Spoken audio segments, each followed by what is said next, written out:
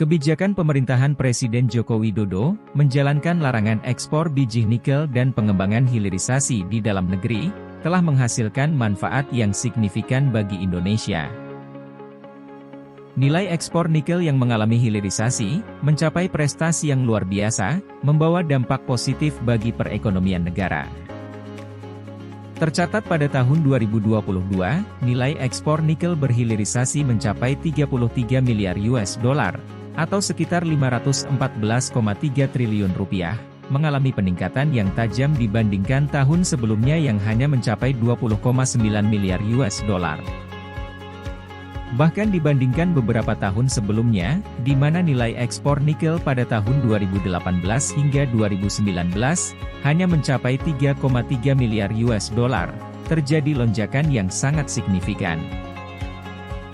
Tak hanya itu, pemerintah juga menargetkan nilai tambah hilirisasi nikel di dalam negeri akan terus meningkat pada tahun 2023.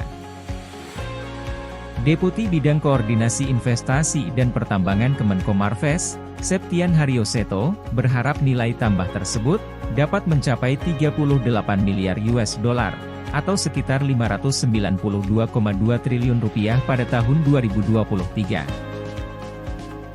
Dia juga menyebutkan bahwa melonjaknya target nilai tambah hilirisasi nikel dipicu oleh bertambah pula volume ekspor produk hasil turunan nikel.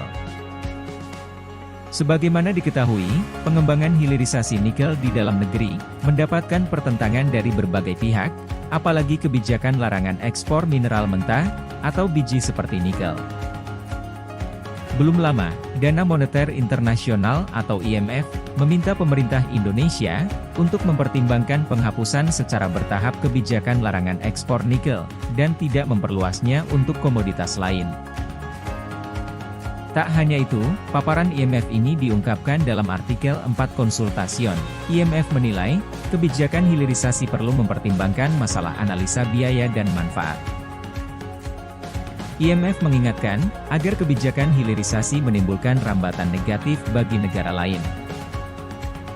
Yang terbaru, Uni Eropa kembali memberikan tekanan terhadap aksi pemerintah Indonesia, yang mengajukan banding gugatan atas kekalahan gugatan di Organisasi Perdagangan Dunia, atau WTO.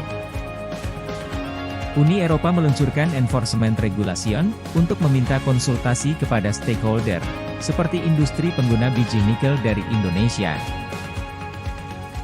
Jika enforcement regulation terindikasi adanya case kerugian pada industri di Uni Eropa atas kebijakan negara lain seperti Indonesia, maka Uni Eropa akan menerapkan kebijakan balasan, seperti memberikan bea masuk pada barang-barang impor dari Indonesia. Sebelumnya, Presiden Republik Indonesia, Joko Widodo, kelihatan tak gentar dengan ancaman-ancaman dari Uni Eropa maupun IMF itu.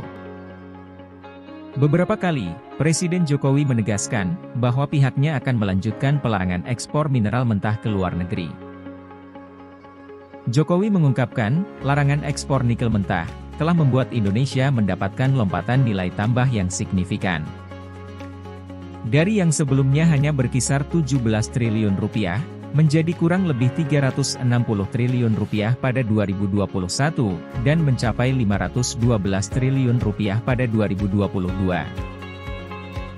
Ini baru nikel, bauksit kemarin kita umumkan di Desember stop juga mulai Juni 2023, dan akan kita industrialisasikan di dalam negeri, saya gak tahu lompatannya tapi kurang lebih 20 rupiah menjadi 60 rupiah sampai 70 triliun rupiah, tandas Jokowi.